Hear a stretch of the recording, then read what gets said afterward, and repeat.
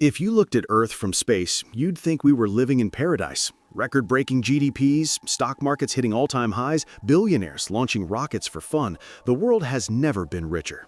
Yet, somehow, you're drowning. Your salary grows, but rent grows faster. Your savings rise, but opportunities vanish. Everyone else seems to be winning a game you didn't even know existed. So here's the question. If the world is richer than ever, why aren't you? Today, we're cracking open the machine, and what you're about to discover isn't just unfair. It's designed that way. Let's rewind to 1970. Back then, one income could buy a house, raise kids, take vacations, and still save for retirement. Today, two incomes barely keep the lights on. But here's the twist. Global wealth didn't disappear. It exploded from $160 trillion in the 1990s to over $500 trillion today. So where did it all go? Not into your paycheck, not into better jobs, not into affordable living. It went somewhere else entirely. And to understand where, we need to talk about how modern wealth actually flows. Imagine two people standing in a rainstorm. One holds a bucket, one holds a spoon. The rain? That's money. Assets are buckets, stocks, real estate, businesses. Wages are spoons, paychecks, salaries, hourly rates.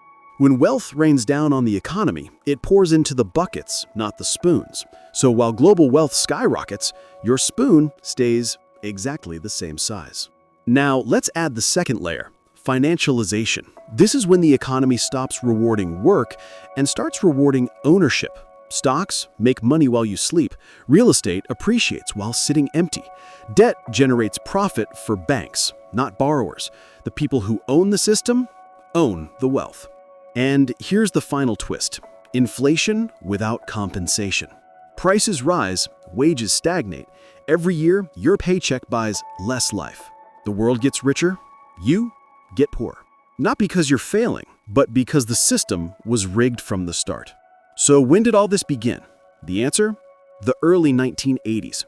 That's when everything changed. Wages flatlined, productivity soared, but workers stopped sharing in the profits. This was the decade wealth disconnected from labor and reconnected to capital. The rich didn't just get lucky, they rewrote the rules. Global capital flows were deregulated, financial markets exploded, tax toads started rewarding ownership over work. And once that flywheel started spinning, there was no stopping it.